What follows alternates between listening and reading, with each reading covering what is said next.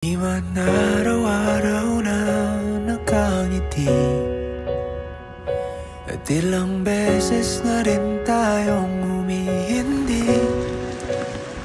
Di na mapilang ang ating mga tampuhan, away ba't